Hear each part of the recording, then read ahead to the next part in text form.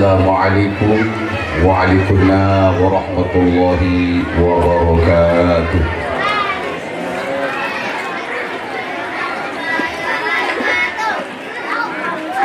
Ibu-ibu, bapak-bapak rahimahumullah, menjawab salam itu wajib. Jadi di anak-anak kita betul-betul sudah ditanamkan menjawab salam itu wajib. Karena itu tatkala kita diberi salam, jangan sampai bahwa kita tidak menjawab. Saya ulangi lagi sekali. Assalamualaikum warahmatullahi wabarakatuh.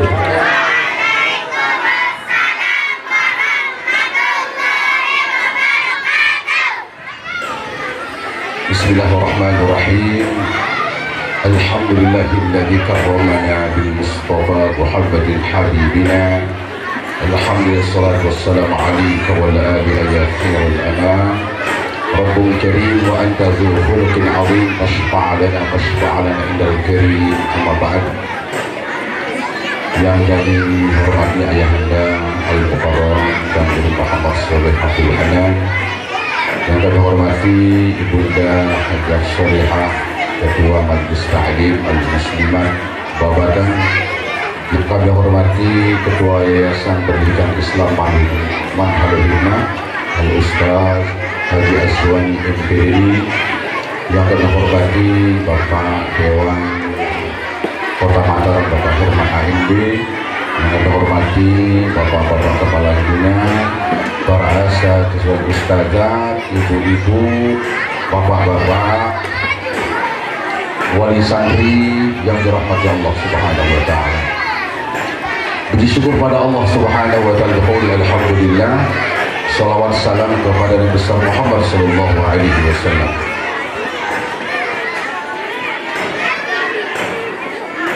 Pada beberapa penampilan yang tadi, mudah-mudahan terutama wali-wali santri paham, sadar apa yang betul-betul telah diajarkan kepada anak-anak kita. Dan ini sudah langka, ibu-ibu rahimahumullah. Saya cerita beberapa waktu yang lalu, dia wali santri di tempat kita dan dia juga mengajar di tempat yang lain. Tetapi apa yang terjadi, ibu-ibu, bapak-bapak rahimahumullah, begitu dia akan mengajarkan lafaz-lafaz niat sholat, salah satu guru yang jadi ketua di sana itu melarangnya. Apa artinya? Itu kita sudah dimasuki oleh paham yang berbeda. Makanya kalau ibu-ibu rahimahullah paham, di sini ada Ahlus Sunnah wal Jamaah. Ahlus Sunnah wal Jamaah, ibu-ibu rahimahullah, bapak-bapak, berpegang fikih itu pada mazhab Imam Syafi'i, Imam Hanafi, Imam Hambali. Dalam mazhab Asy-Syafi'i, niat itu menjadi rukun dan wajib. Dasarnya apa disebut Rasulullah sallallahu alaihi wasallam, innamal a'malu binniyat. Beliau mengartikan innama sihhatul a'mali binniyat. Maka bersyukur ibu-ibu rahimahullah, di tempat di Manhalul Hikmah itu betul-betul Ahlus Sunnah wal Jamaah itu sendiri betul-betul adalah diajarkan dan ditanamkan kepada anak-anak kita. Maka hati-hati, bukan artinya, mohon maaf ibu-ibu rahimahumullah, kecenderungan ibu-ibu biasanya kalau yang sekarang ini kecenderungan kepada lembaga-lembaga yang fokus pada takfir itu sudah menjamur di mana-mana. Tapi hati-hati ibu-ibu rahimahumullah, karena sering luar biasa di lembaga-lembaga itu keyakinan Ahlus Sunnah wal Jamaah itu dibuang. Salah satu, dan itu di wilayah kita, di Babakan ini sendiri. Maka hati-hati. Karena itu mesti kita paham tentang Ahlus Sunnah wal Jamaah itu sendiri. Yang kedua, yang hendaknya terutama ibu-ibu, bapak-bapak rahimahumullah, dan itu mungkin setiap saat kami sampaikan dalam setiap acara wisuda dan sebagainya, di Manhalul Hikmah itu menerapkan satu prinsip bagaimana meletakkan sebuah dasar yang kokoh, peletakan dasar yang kokoh.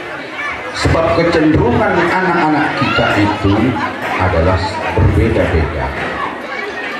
Ada yang kecenderungannya ke tahfidzul Quran, ada yang kecenderungannya mendalami fikih, ada yang kecenderungannya mendalami ilmu-ilmu umum. Tetapi mereka sudah punya modal kuat, agama yang dasar yang kokoh, sehingga begitu mereka keluar di satu wilayah yang mungkin di luar kita, dasar itu rekan-rekan jamaah rahimahullah, ibu-ibu, itu sudah tertanam, sudah tidak terpengaruh, tidak terpengaruh. Ibu-ibu, bapak-bapak rahimahullah, di tempat kita, kalau ibu-ibu tadi menyimak baik-baik, itu adalah merupakan kurikulum dalam Ahlus Sunnah wal Jamaah yang senantiasa diterapkan. Kalau ibu-ibu mungkin lihat di SD, hampir pengajaran tentang itu hampir sudah tidak ada. Tapi bersyukur sekarang kita, artinya menteri agama kita adalah orang Nahdlatul Ulama dan punya kecenderungan kepada sufi. Sehingga sekarang dalam kurikulum sekarang disebutkan dengan kurikulum cinta, berbeda dengan menteri yang terdahulu. Karena itu betapa pentingnya luar biasa ibu-ibu rahimahumullah dasar-dasar itu sendiri.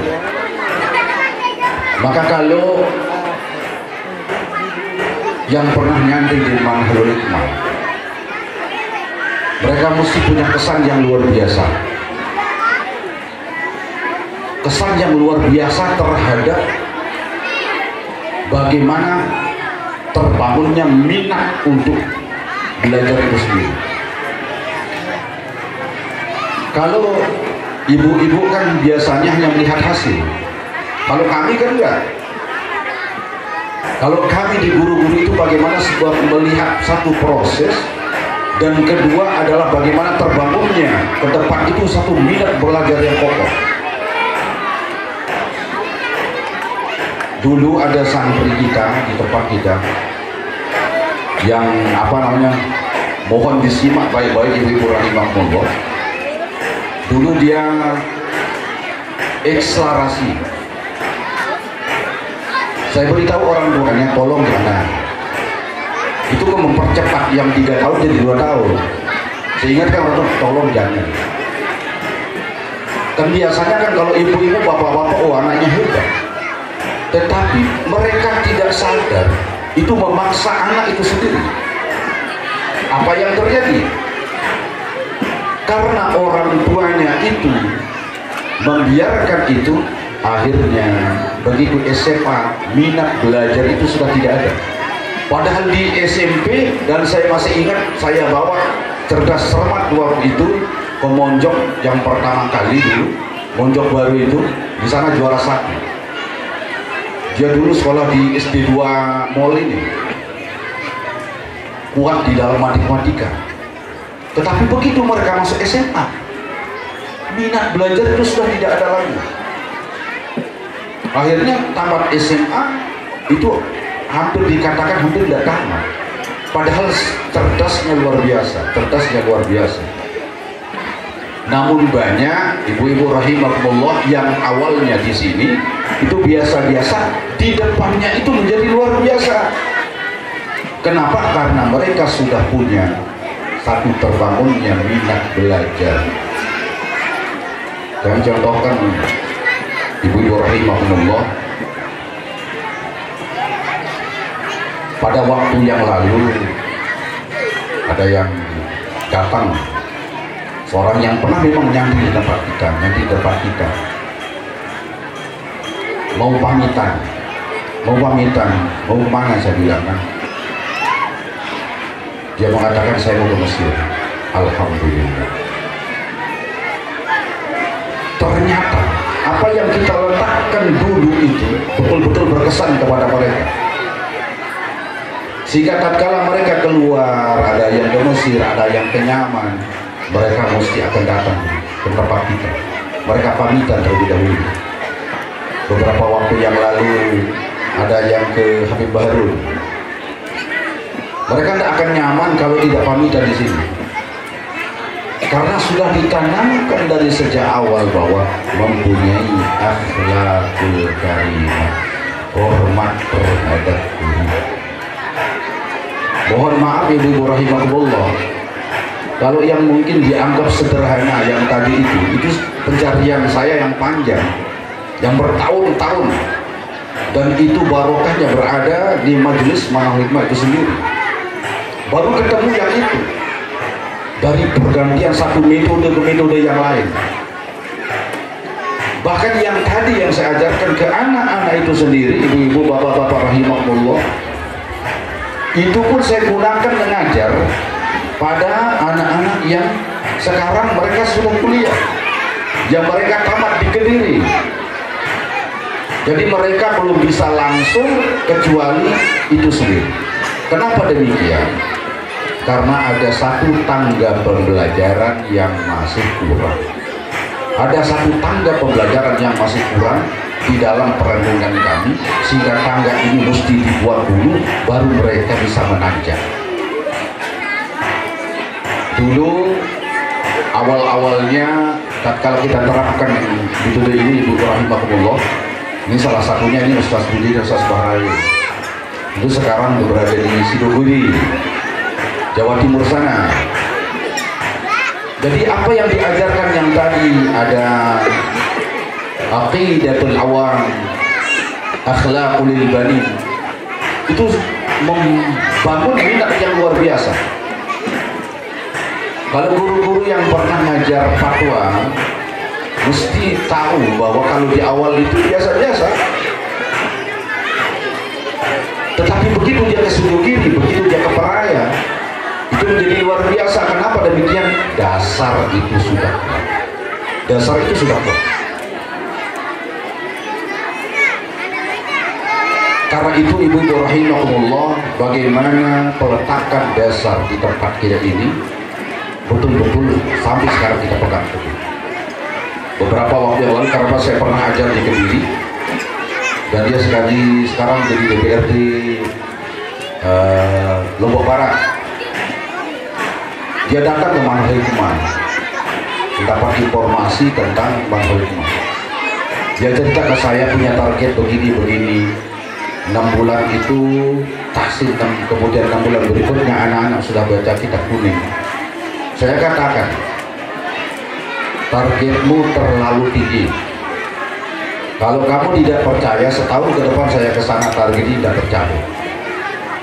Persis setahun saya ke sana ke lembaga itu, namanya As-Sakhawah, di Bilir Tepung sana.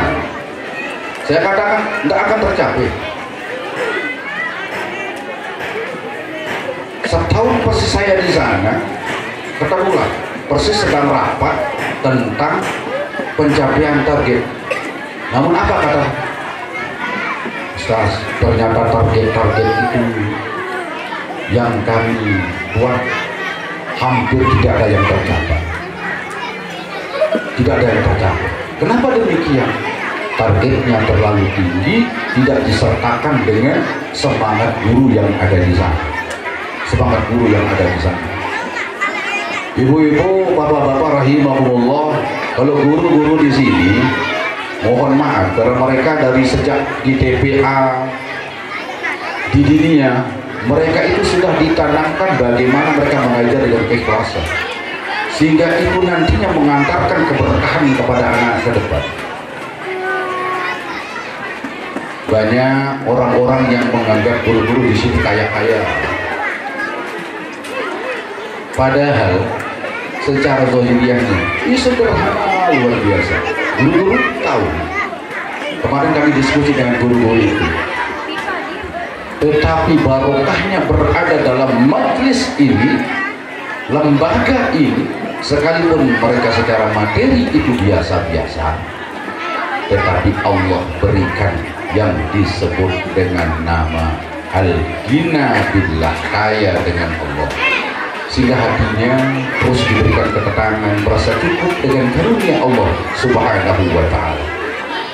Beberapa waktu yang lalu ada pengawas yang bersertifikasi dan sebagainya.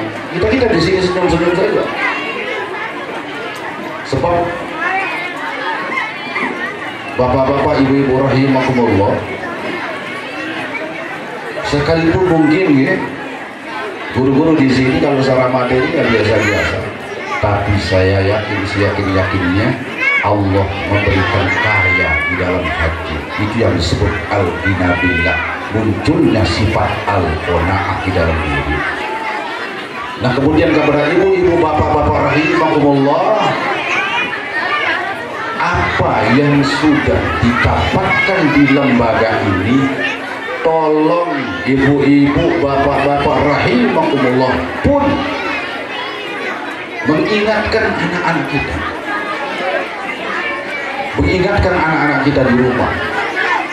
Begitu anak-anak kita sudah keluar dari madrasah, itu artinya sudah kembali ke tanggung jawab ibu-ibu. Begitu mereka di madrasah, itu tanggung jawab kami. Bayangkan ibu-ibu rahimahullah kalau anak-anak kita sekarang kecanduan dengan HP dan sebagainya. Kalau tidak ada inisiatif dari kita bersama, dari ibu-ibu rahimahullah, mohon maaf, tahadus bi ni'matillah. Kalau saya Senin itu kosong, maghrib Isya, maghrib Selasa kosong, maka saya mesti kumpul dengan istri saya, anak saya untuk sholawat bersama. Sholawat bersama. Kenapa demikian? Membangun keakraban, saling mendoakan posisi suami kepada istrinya, istri kepada suaminya, kepada anak-anaknya bersama di sana. Ada barokah yang luar biasa. Nah, sehingga bahwa apa yang didapatkan di sini menjadi luar biasa. Anak-anak kita diajarkan ketauhidan,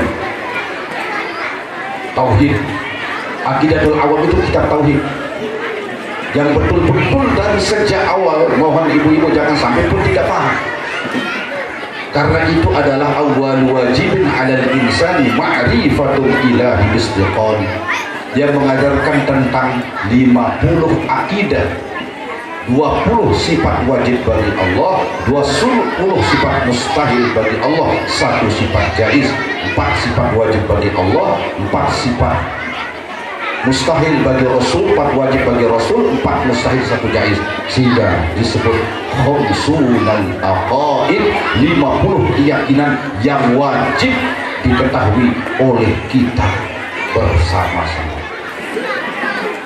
Bayangkan ibu-ibu rahimahullah kalau dari ajarkan fikih, anak-anak kita sekarang kelas 5 itu sudah balik. Banyak, luar biasa anak-anak kita yang kelas 5 sekarang sudah balik. Kalau mereka tidak diajarkan bagaimana tentang haid, bagaimana tentang mandi yang diajarkan yang tadi, lalu bagaimana sholat anak-anak kita? Dan itu tanggung jawab daripada ibu-ibu, bapak-bapak yang mesti mengingatkan kita, anak-anak kita. Kita mengarahkan anak kita bagaimana mereka bisa istiqomah sholat, tapi begitu di rumah dibiarkan oleh orang tuanya, tidak ada kontrolin, tidak ada kontrol orang tua, dibiarkan begitu saja. Bahkan maghrib di mana waktu yang mesti dihidupkan, terkadang mohon maaf ibu-ibu membiarkan anak-anaknya berkeliaran ke sana kemari, yang mestinya mereka berada dalam suatu majlis yang penuh dengan barokah itu sendiri. Demikian pula bahwa kepada ibu-ibu, bapak-bapak, jangan hanya anak-anak kita yang punya kecenderungan untuk belajar. Tetapi ibu-ibu juga, bapak-bapak, kenapa demikian? Salah satu disebutkan baginda Rasulullah SAW, sayati zamanun ala ummati yafirruna minal ulama'i wal fuqaha. Akan datang satu masa di mana umatku itu akan menjauh daripada para ulama, menjauh daripada al-fuqaha. Itu sudah sekarang muncul. Sudah agak jarang orang yang mau menekuni fikih. Kasus nyata terjadi, mohon maaf Ibu rahimahullah, karena orang ini kan bukan berasal dari Babakan, orang luar yang datang nikah ke tempat kami. Apa yang terjadi Ibu rahimahullah? Karena tidak tahu bagaimana rukun mandi. Rukun mandi, begitu selesai mandi besar, ditanya, "Loh, kenapa kepalanya tidak basah?" Dingin. Bayangkan ibu-ibu rahimahullah, dingin jawabannya. Padahal wajib seluruh tubuh ini kena air, niat dan meratakan seluruh tubuh dengan air. Itu yang diajarkan ke anak-anak kita. Di luar ibu-ibu rahimahullah sudah jarang, luar biasa bagaimana menanamkan ilmu fikih itu sendiri. Bahkan anak-anak kita sudah diajarkan bagaimana bersolawat kepada baginda Rasulullah. Ada anak yang tilawah yang tadi? Siapa yang tilawah yang tadi? Yang baca Al-Quran yang tadi, siapa namanya? Azam, ada Azam. Maju ke sini, coba Azam. Ini sholawat yang sudah ditanamkan dan seluruh mungkin santri mana tahu. Sholawat Ashgil. Maju aja. Naik sini. Sini. Yang lain ikuti anak-anak ya. Baca sholawat Ashgil. Ya, duduk. Ya. Allahumma sholli ala sayyidina Muhammad wa asyghilil zalimin wa akhrijna min bainihim salimin wa ala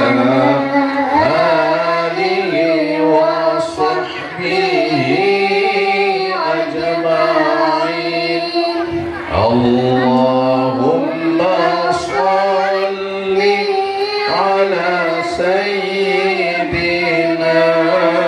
Muhammad ashghilil zalimin bil zalimin wa akhrijna min bainihim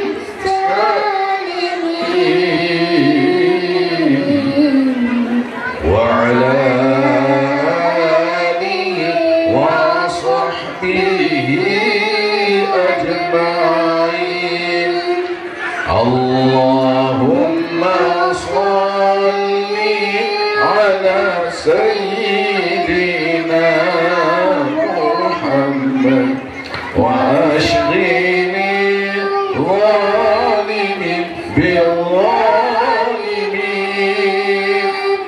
وأخرجنا من بينهم سالمين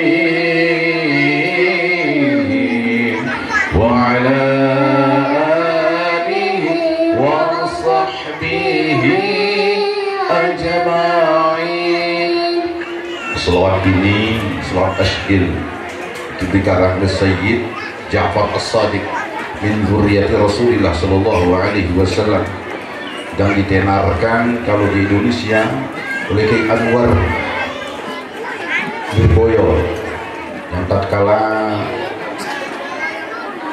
Dulu pernah di acara Nahdlatul Ulama yang ditampilkan oleh mahasiswa Universitas Islam Surabaya. Jadi dulu yang ibu-ibu rahimahumullah, banyak zuriat Rasulullah SAW yang dibunuh oleh Bani Muawiyah.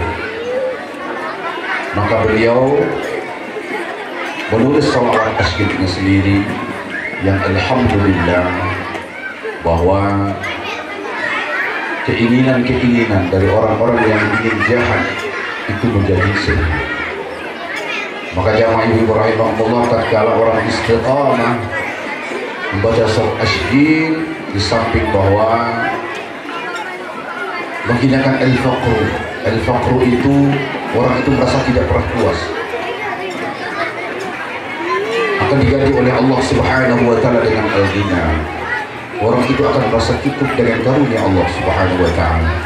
Yang kedua, andai kata ada orang-orang yang punya keinginan kurang baik, insya Allah di berkat surat Asy-Syin, keinginan-keinginan buruk dari orang itu akan dihentikan oleh Allah Subhanahu wa taala. Mereka sibuk dengan diri mereka sendiri sehingga mereka tidak lagi berkata-kata buruk terhadap diri kita. Itu di antara yang ditanamkan luar biasa, sehingga mahabbah kepada Rasulullah Sallallahu Alaihi Wasallam betul-betul tertanam kepada anak kita.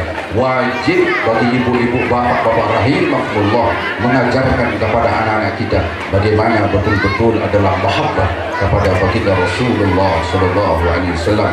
Dan salah satu menanamkan mahabbah kepada Rasulullah Sallallahu Alaihi Wasallam melalui jalan salawat kepada beliau. Allahumma sholli ala sayyidina Muhammad. Mari lagi sekali ibu-ibu, semua anak-anakku, jangan ada yang berbicara bilang salawat kepada Rasulullah Sallallahu Alaihi Wasallam. Hadirkan hatimu sehingga ke depan nanti adik-adik, anak-anakku, ibu-ibu, bapak-bapak semua mendapatkan syafaat baginda Rasulullah SAW. Ya, mari ibu rahimahullah, hadirkan hati kita. Ahdir bikal bika ka'annaka bi amani. Hadirkan di dalam hatimu seolah-olah untuk bersalawat di hadapan baginda Rasulullah sallallahu alaihi wasallam. Allahumma shalli ala sayyidina Muhammad wa ashghil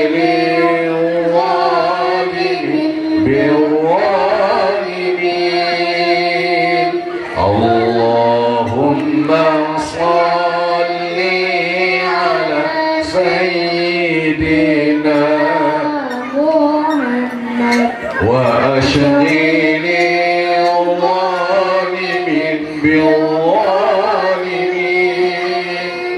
wa akhrijna min bainihim salimin wa ala alihi wa sahbihi ajma'in. Al-Fatihah.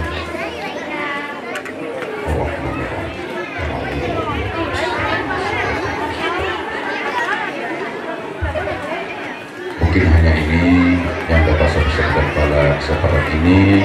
Mudah-mudahan ada manfaatnya untuk yang pribadi dan seluruh, terutama ibu, bapak-bapak, warisan tuman hikmah.